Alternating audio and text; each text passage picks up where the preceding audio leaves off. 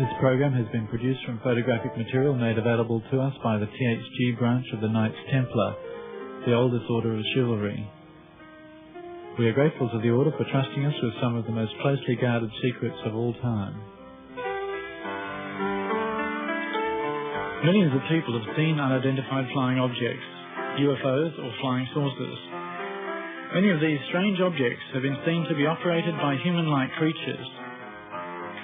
It is far too frightening for most of us to consider what these objects may be, where they come from, and who's sending them. But in this program we will examine the evidence in the form of photos, diagrams and plans which link the enormous number of sightings during and after World War II with research, construction and test flight of a great number of electromagnetically driven craft.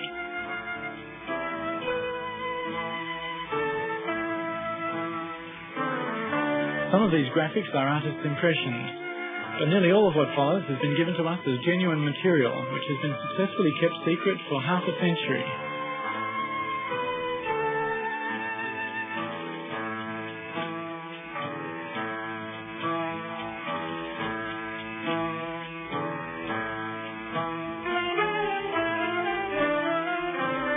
These photographs were taken by an eyewitness who describes a saucer-shaped craft flying a little faster than a jet airplane, flying very low, emitting a faint singing noise. These photos were taken as it flew above him. The sighting was in Germany.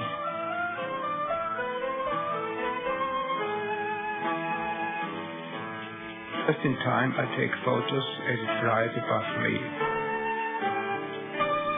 It has three round technical devices underneath, and in the middle a deep blue point with the white emblem of the German Nazi Party. The UFO is quite large. It is light blue in color, and it frightens me. It looks very strange, and it flies very quietly away from me. Behind the wall, another UFO is parked in the dark, but I can see all the different parts quite clearly. Again, there are three technical devices underneath, and there are also some sort of wheels which were put underneath to make it movable. It looks like a big axle with big wheels. A truck is there, and a crane in the background. There are only two people visible, one underneath the spaceship and the other one on the roof, where there is a small cockpit. Everything is very quiet. There's a cross painted on the spaceship that looks similar to the German Nazi flag. There are no glass windows visible, but there are two round openings with something above them. Underneath the UFO there are strange-looking plates which look like rotors of a turbine engine, but they are probably something different. There are protruding parts underneath that look like guns. They could not possibly be antennas because they are too thick. The ship has a diameter of 18 to 20 meters. It looks really dangerous. Next to the truck there's another car parked. It's a VW. Everyone laughed when I told them the story of what I saw. They say I was drunk. I might have been drunk too much beer, but I'm convinced I saw a UFO.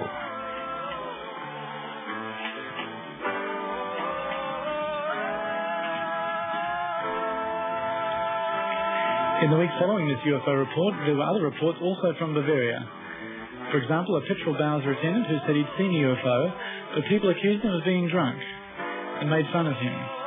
So to avoid further ridicule, he said he was just making a joke.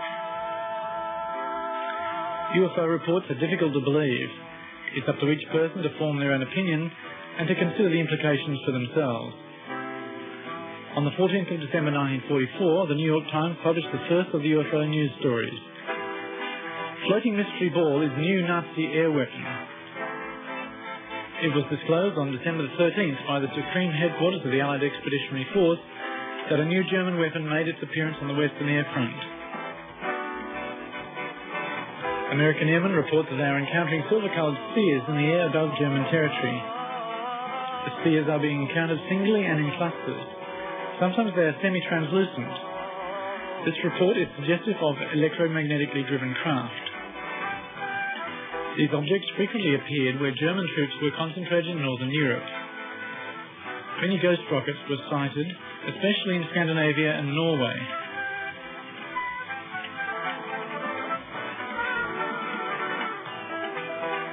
On the screen now is a drawing from the SS files dated 7th of November 1943. The existence of UFOs, which almost all serious researchers now regard as a fact, give us a clue about a whole new technology. The enormous sparks we call lightning give us a glimpse at the immense energy freely available to power these machines. The life energy inside every human being is another aspect of the same magical power. These things are spoken of in the German Tuller Society and through one of its members in the SS. These concepts were quite different to those of the German military at the time. This was the beginnings of the first so-called Green Party, and perhaps ironically a search for a new harmony between man and nature. In the German Tuller Society, the secret sign was the black sun. This same sign was evident in ancient Babylon and to the Carthaginians and the Phoenicians. In these ancient times, the sign of the black sun was symbolized by a cross. The cross recurs throughout history as a symbol of power.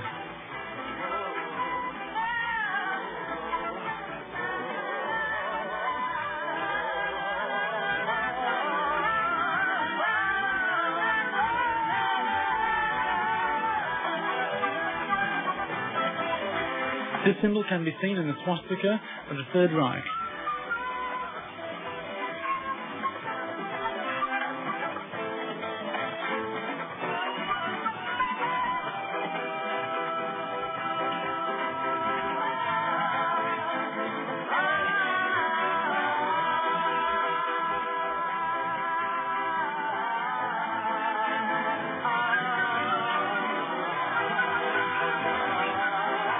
Cross is seen on this Messerschmitt.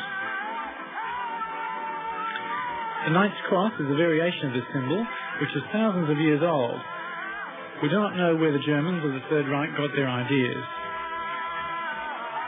This drawing of ancient Babylon displays the concept of an invincible power from the heavens.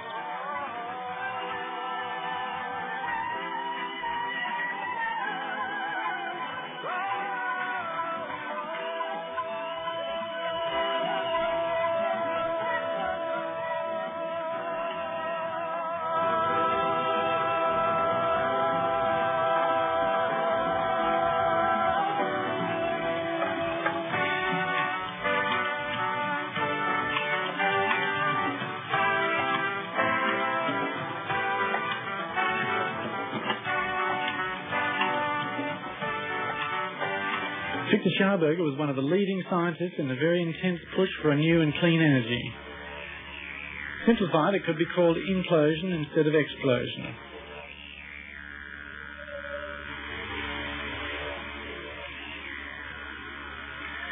There was a group within the Third Reich who were searching for constructive solutions, not destructive ones. In these diagrams you can see a new type of vehicle was being planned.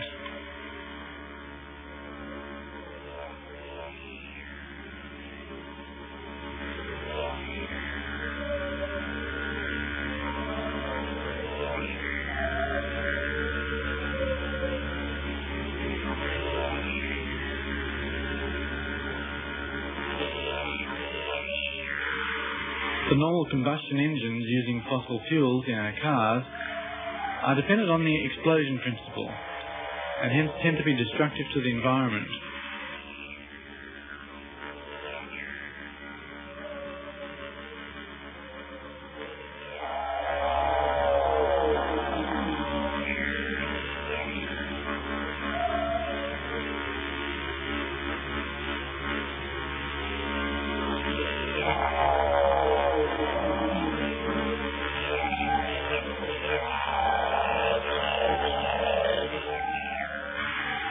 Vogelsberger's experimental vehicles were based on esoteric principles and focused his research on electrogravitation. In other words, regarding gravity as an electrical force which can be utilized for propulsion. The U-13 department of the SS concentrated their efforts on this technique. This was the means by which the Hanibu flying saucer was powered. Here you can see the construction plans of the Hanibu 2.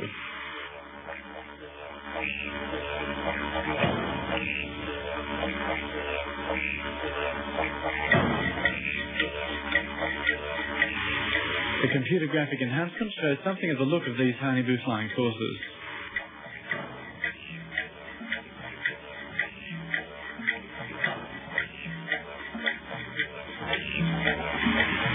The engine is very likely to have been designed by Captain Hans Kohler and built by the German AEG company in 1944.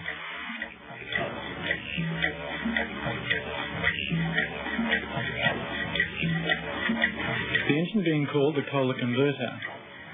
This engine was designed so that it needed a relatively small amount of energy to activate it, this energy coming from an accumulator or battery. After a short time, the Kohler converter built up sufficient energy transformed from the gravitational field of the Earth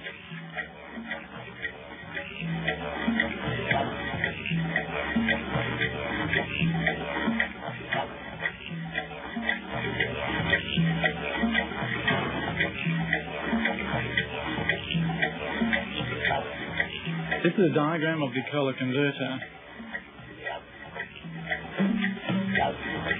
and this is a photograph of the actual converter, operating on a principle of genius simplicity. This is a preliminary sketch of the Hanibu 2. The cockpit here is outlined in red.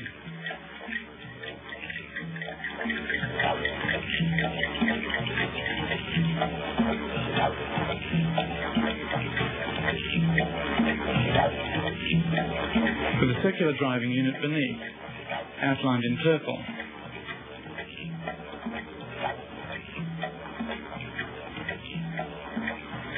With adjacent space for people or soldiers.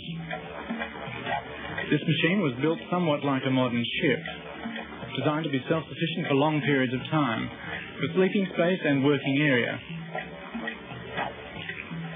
Looking a bit like the brim of a hat, the saucer part of this machine is the means by which it is steered. This being achieved by emitting an electrically generated force in the chosen direction. There were a number of other spherical and saucer-shaped prototypes also built at this time, but using conventional rocket car. Under the code V7, a number of military prototypes were developed. These were concurrent with the V1 and V2 rocket developments. The Schreiber-Habimol flying machine was a jet-propelled vertical takeoff and landing craft developed in 1942.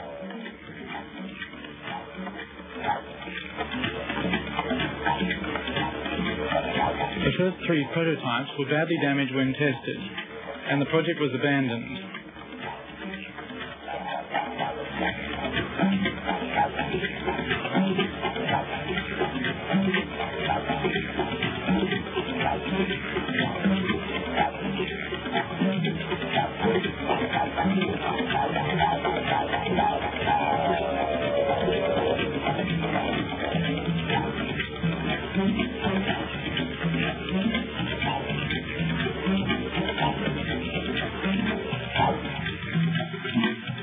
Dr. Richard Nitti, in cooperation with the Italian researcher Dr. Giuseppe Belluzza, also worked on a flying machine which was round in shape, and developed a new V7 prototype.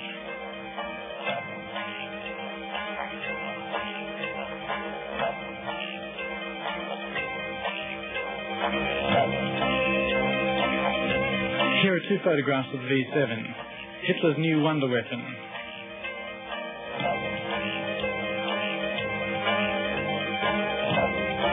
On the 7th of April 1944, Nitti showed construction plans to Hitler and demonstrated the vehicle in flight. In this photograph, Hitler is standing next to a model of the new prototype.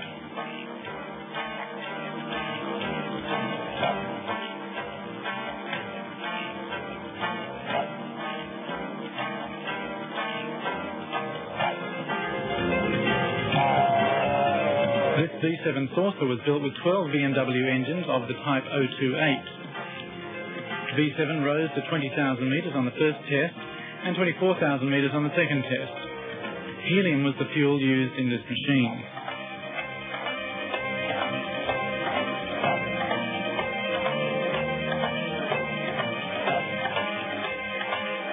Here is a plan of the V7. After this, a new smaller type called Vril was developed. Here you can see a sketch of the Vril. And here's a photograph of the test flight. Work on these unconventional flying machines was a race with time, since conventional rockets were also being developed, and it was a matter of competing for resources, materials and manpower to build them.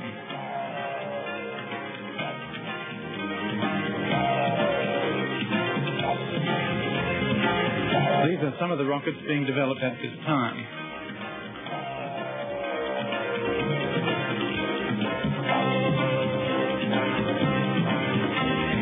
Every nation involved in the Second World War were developing new weapons. But the real wonder weapons were not associated with fire and noise, but were being developed and propelled quietly and secretly.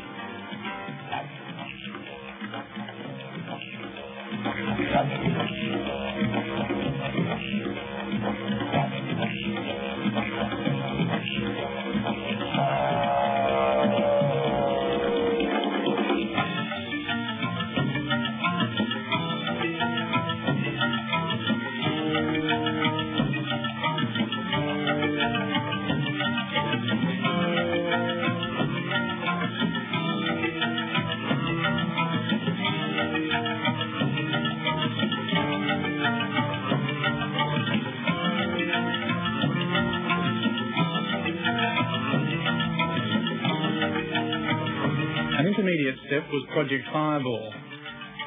The Allied forces called them Foo Fighters.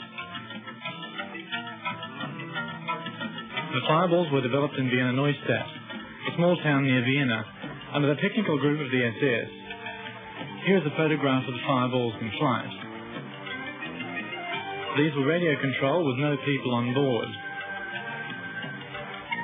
They were also called Flying Turtles, and due to certain new fuel combinations, they emitted a strong light.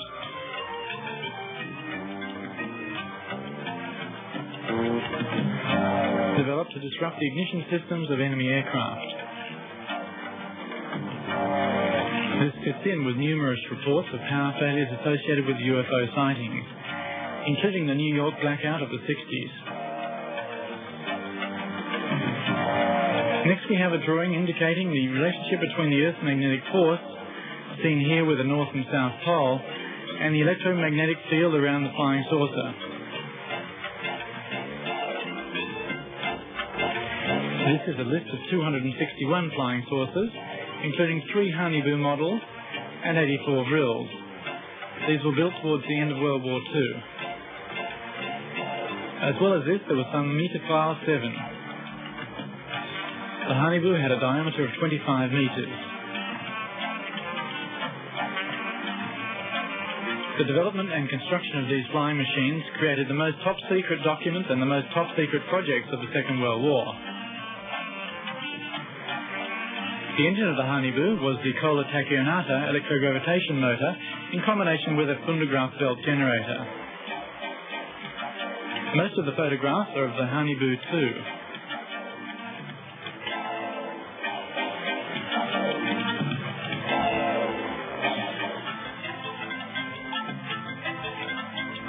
Here we see the rooms inside the Honeyboo.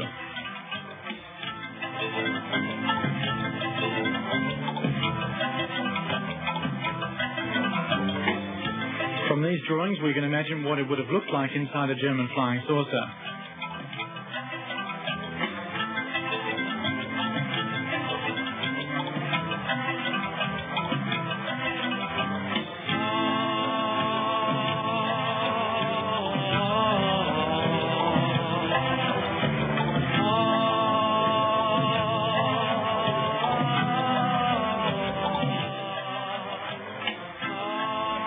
The red markers here are indicating guns on this saucer. These are photographs of the Honeyboo 2, probably taken during a test flight. We can see a gun on the bottom of this Honeyboo, and what may be a symbol of the Third Reich. What a terrifying impact this must have made on people seeing the craft at a low altitude.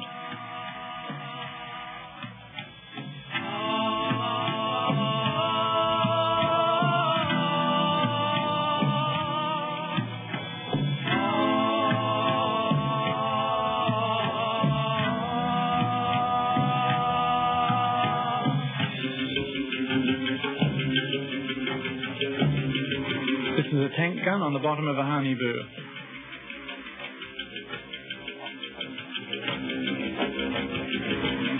Here again are construction plans from the Hanibu series, indicating that this mystery was once a reality.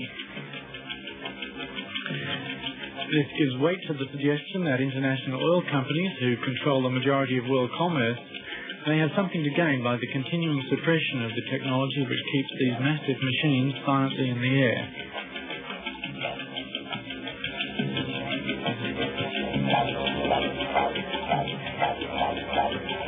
One explanation for the emission of light commonly associated with the night sightings of UFOs is that one method of propulsion is an intense cathode ray emission, creating a vacuum into which the craft moves.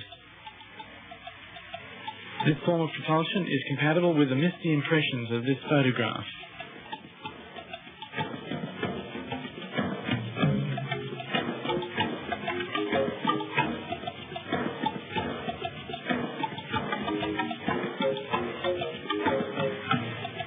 The gun is clearly visible under this craft.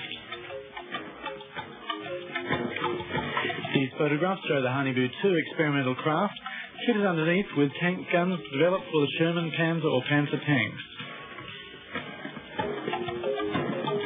Although originally these craft were designed to carry electronic guns, they were later fitted with 7.5 centimetre tank cannons. The weight of the cannon would not have been a problem on the Hanibu craft, which weighed almost 100 tons anyway, because the tachyon electrogravitation engine generated its own gravitational field.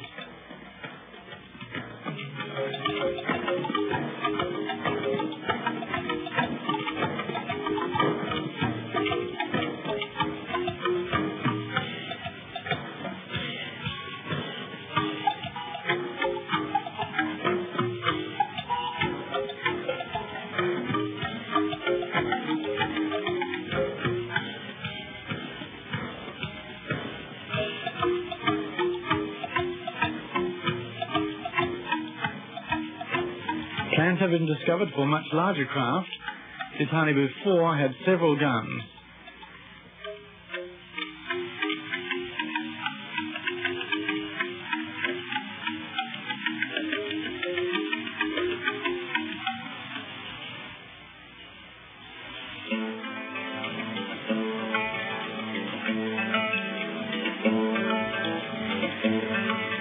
There was also evidence of small, highly manoeuvrable craft.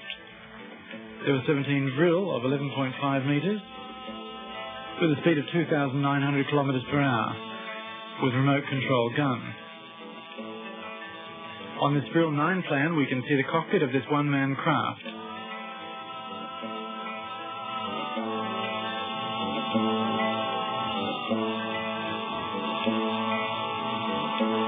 These are low-altitude test flight photos.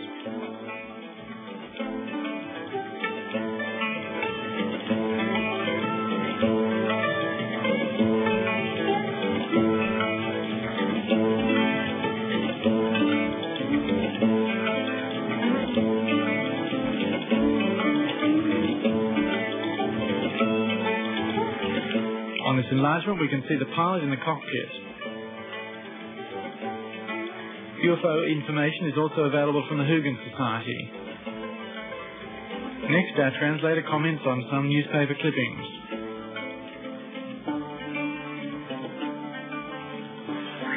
Here's an interesting press release. The first UFO flies in Prague.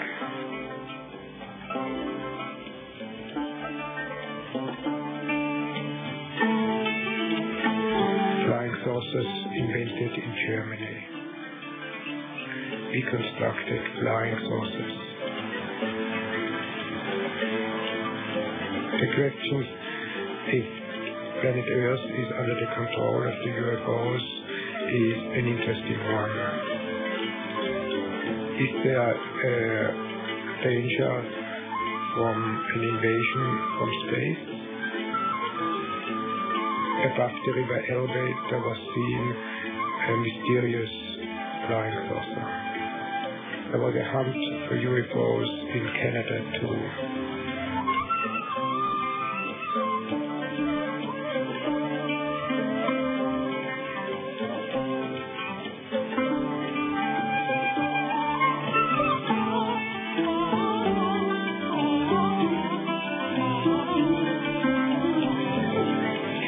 American President Jimmy Carter has seen a UFO too.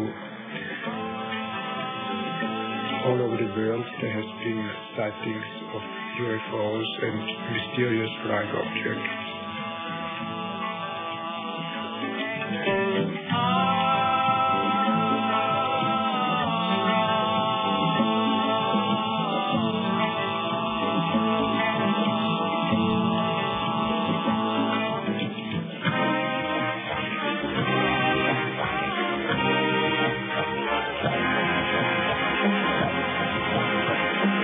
Mysterious UFO turns alarm at the NATO. Secret UFOs above Hessen. The interest of UFOs is Soviet aim too.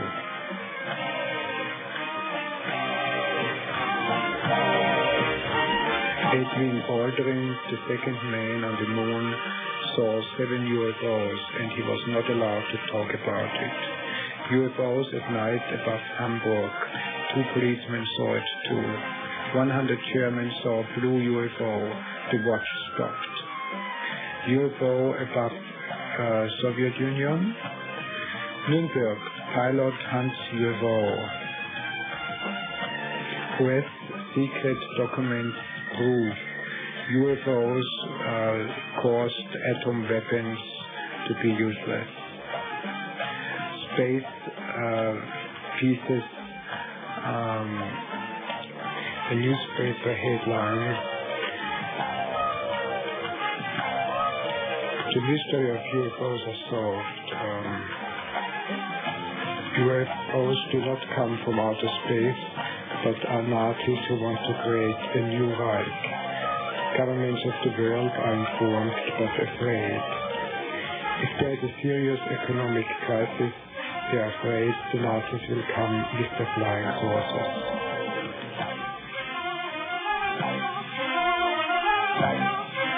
It is not only flying saucers that have been seen, but also flying cigars. Huge spaceships shaped like a cigar. These could be the motherships. The idea of a mothership was developed in Germany in 1944, or possibly earlier. This project was called Andromeda.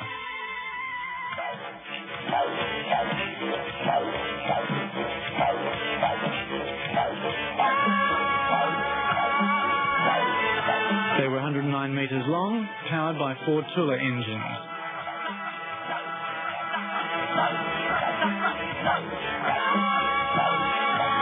They were designed to carry 1 Hanibu and a few Vril.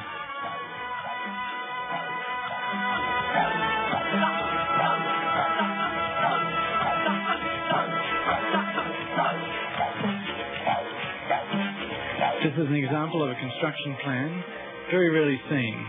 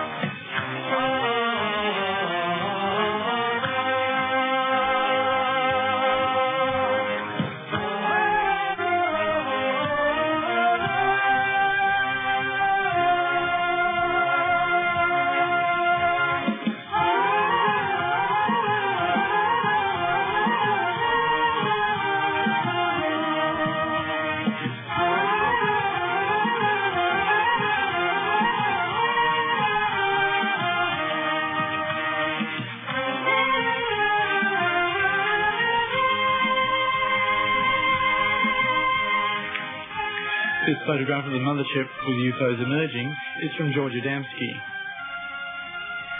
George Adamski also saw a Hanibu-type spacecraft. He claimed they came from Venus. For comparison, here is a computer-generated replica of the Hanibu-2.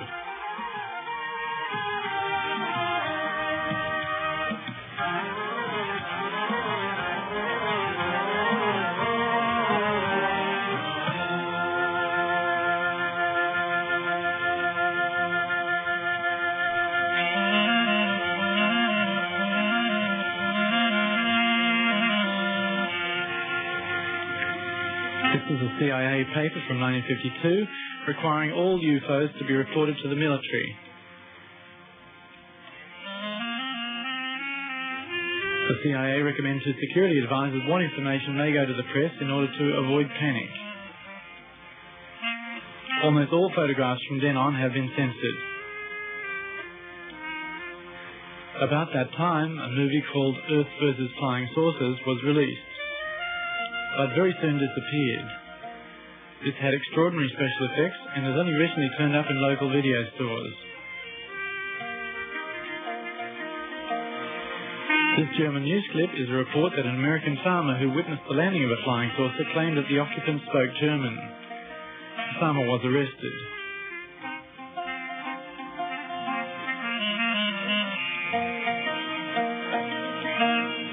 The strange markings on this spacecraft show drawings similar to the swastika.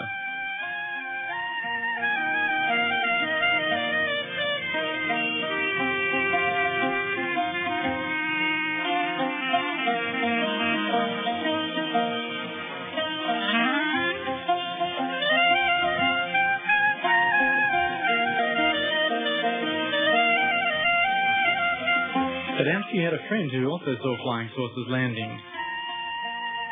He was a relative of Winston Churchill. His name was Desmond Leslie.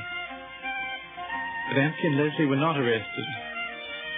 From then on, saucers looking like a honey butsu were thought to come from Venus.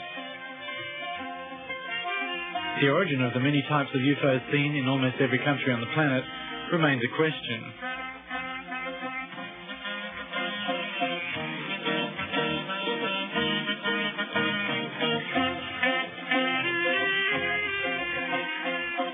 It is interesting to note the very great interest shown by the German military before and during the war in the Antarctic continent at the South Pole. In 1938, as Germany was strongly preparing for war, Captain Richter led an Antarctic expedition. He was sent there by Hermann Goering. This top-secret expedition was directed to ice-free parts of the Antarctic.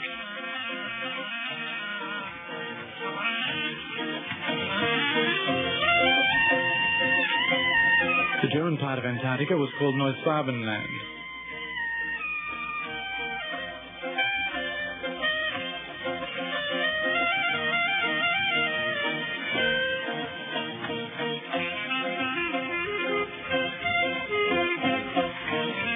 These positions are where German flags were erected.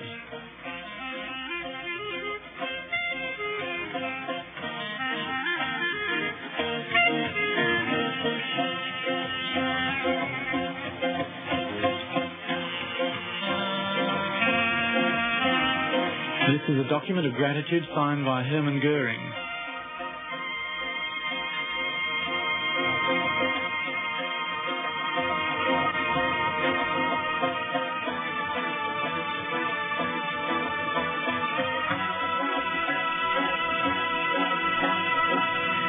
At the height of the Second World War, Admiral Dönitz, the submarine warfare expert, made a very secret mission to move the so-called Last Battalion.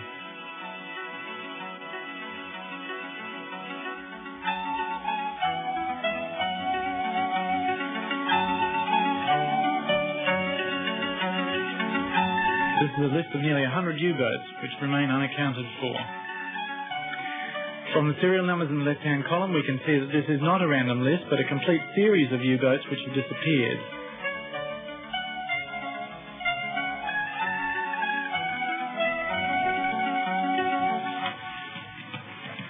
There is evidence of a number of secret bases in the Antarctic.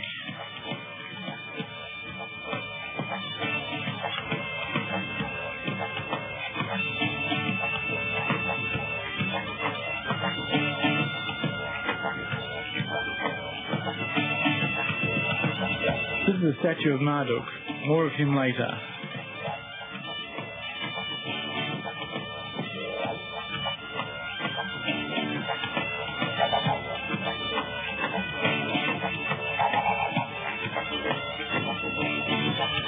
Admiral Karl Dönitz and the President of the Third Reich signed the surrender documents which ended World War II in May 1945.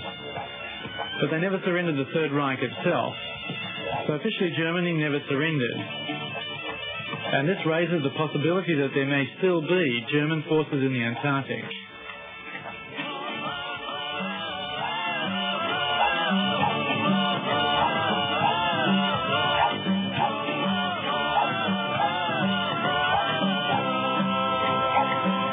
At the beginning of the war in 1939, Hitler said that if Germany was overrun, the fight would continue from outside. Perhaps we need not place any special significance to this remark. During 1952 in Washington there was panic. You can see from these photographs of a radar screen UFOs flying in formation. They went straight over the White House. A number of radar surveillance centres had the same alarming images on their screens. This was July 1952.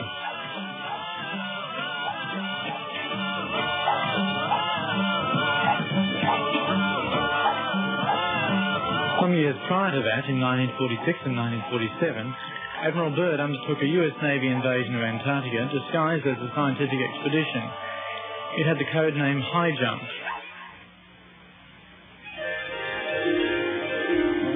After preparations in the previous year, Operation High Jump started on the 30th of February 1947. And yet on the 4th of March, after the disappearance of several aircraft, the expedition was cancelled.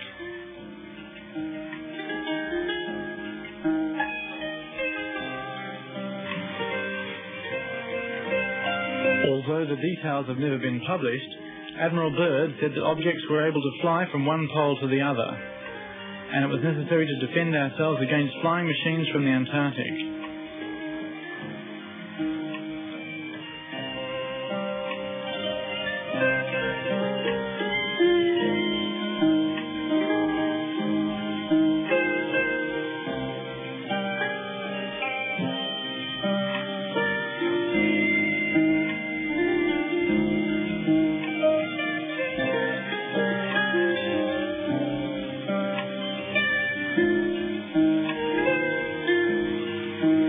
This is a sketch from the German magazine Spiegel indicating the flying patterns of UFOs. A New Zealand airline pilot, Bruce Cathy, observed similar patterns over New Zealand.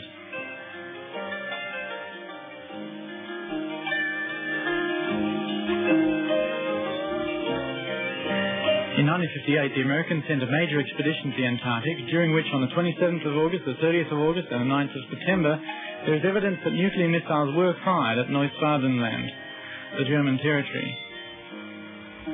This could be linked to the holes in the ozone layer in the Antarctic today.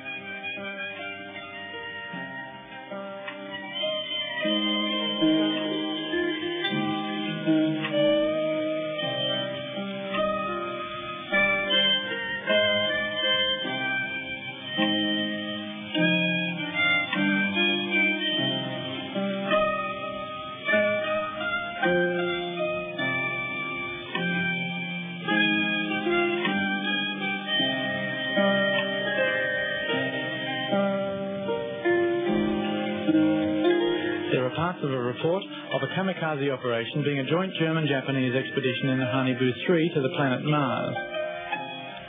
A Hanibu 3 with a diameter of 71 metres is claimed to have enough power to travel the 75 million kilometres the distance from Earth to Mars.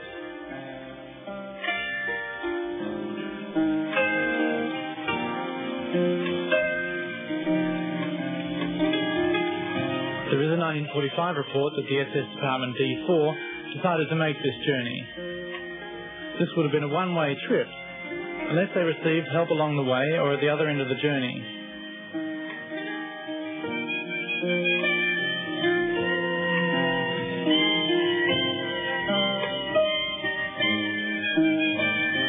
In this latter part of the war, the level of desperation was sufficient to try anything that could change the fate of Germany. The Hanibu 3 was supposed to reach Mars in 8.5 months, in January 1946. The Hanibu 3 was the only craft which had the speed to reach Mars, and yet if it did arrive, there's no evidence of a friendly welcome. These photographs of the surface of Mars show the bleak landscape that would have greeted these space travellers.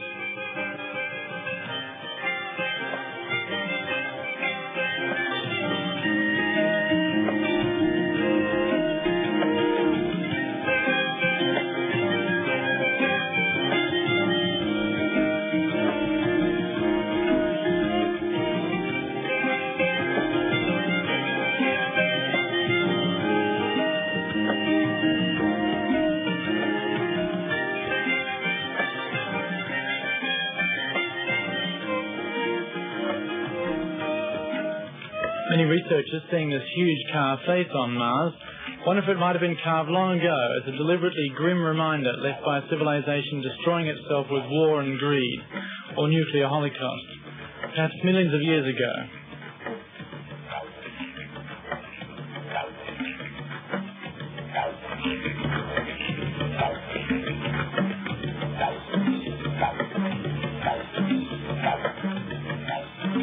There's an old Egyptian legend of the god Marduk being sad about his home country, Mars. There are photographs of pyramids on Mars and of a ruined city the size of Los Angeles, complete with an underground grid system still emitting infrared or heat radiation.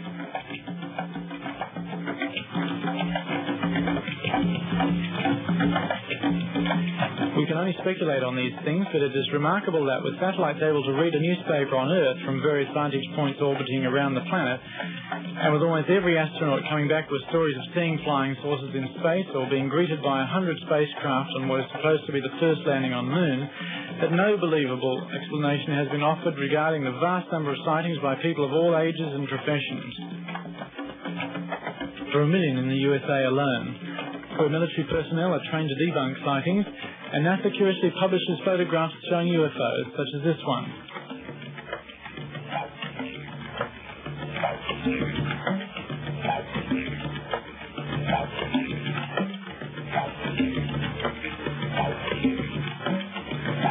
Whilst it makes little sense for armament manufacturers to create hundreds of thousands of nuclear bombs, enough to extinguish all life on this planet many, many times, there is likely to be more to this puzzle.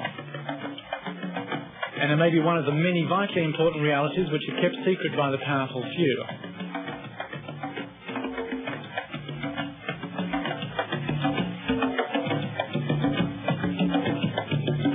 These are official NASA photographs.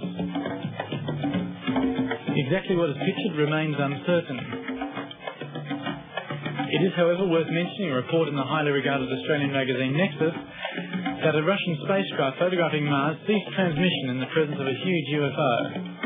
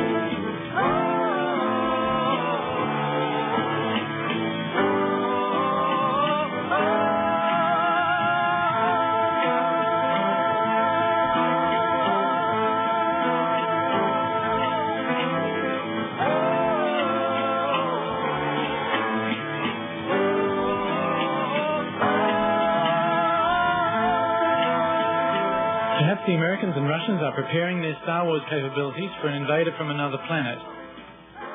Or perhaps we are being used as a manufacturing base for deadly toys to be delivered to some distant intergalactic war game.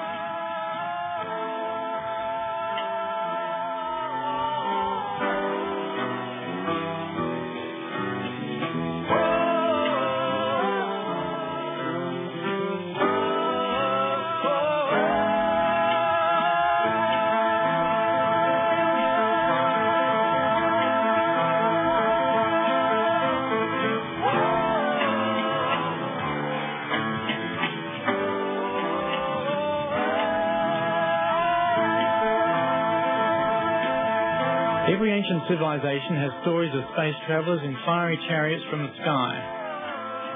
These pictures show the legend of Marduk. Legends of Marduk and other space gods from the past usually include predictions that they will return. We're still left to guess whether UFOs seen so often are evidence of visitors from outer space or examples of advanced anti-gravity craft made secretly on Earth in great numbers.